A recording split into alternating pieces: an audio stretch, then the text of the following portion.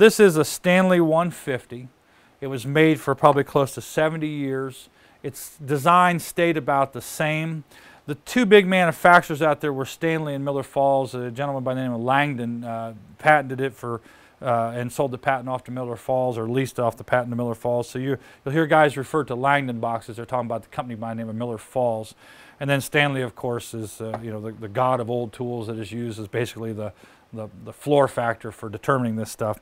But I like the 150, and it's amazing the number of people who look at this box. It's kind of an ugly little duck, but every one of our trucks, every one of our guys uses these things here because it's the most versatile box. It's not going to go do the fancy angles, and you're not going to do compound molding with it and stuff. But for general work around, so if you're doing a small case work and you're doing bracket feet and you just need 45 degrees, it's the perfect little box. It has a great little key to it. This little fins in here that actually hold the saw, I have the ability to raise it up and down, right? And you want to make sure that this is intact. This little wing nut here squishes this, and it creates a tension on the blade.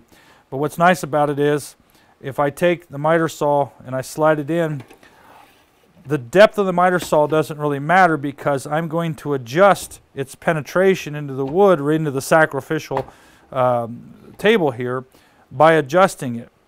But if I don't have a miter saw right now, I can still do miter cuts. So I'm going to take this saw out.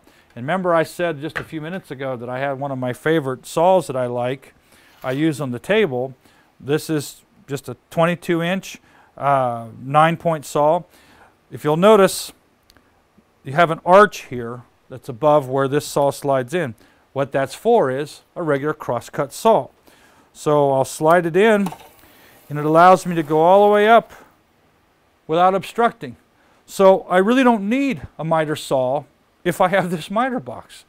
It's not really dedicated. It didn't get sold with a saw at the stores.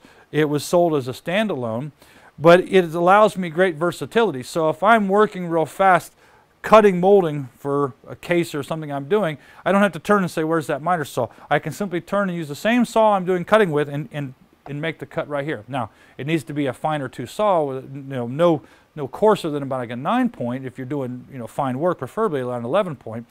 But see, if you're out at the garage sales, you're out at the flea market or whatever, and you find one of these short little panel saws, and it's an 11, 12-point, what would you ever want to do with that? Well, this is what you do with it. It's designed for small work. And for the people who want to argue, it's exactly what it was designed for. Panel saws fit in the panel of your tool chest. That's where it gets its name. And the reason you have a saw like that in your tool chest is because you had a miter box that fit in your tool chest. This went with you. Now, the only reason you have a tool chest, if you were journeyman and stuff and you went from job to job, this is something we have in the shop and we use on the different houses we build, or actually here in the mill we're working. You'll find most of our miter boxes are attached to a basically what would be a bench hook.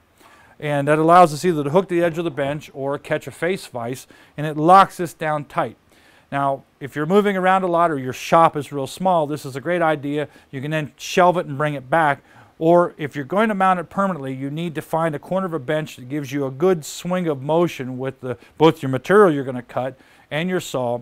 But I prefer to have them just set on bench hooks and be able to store them.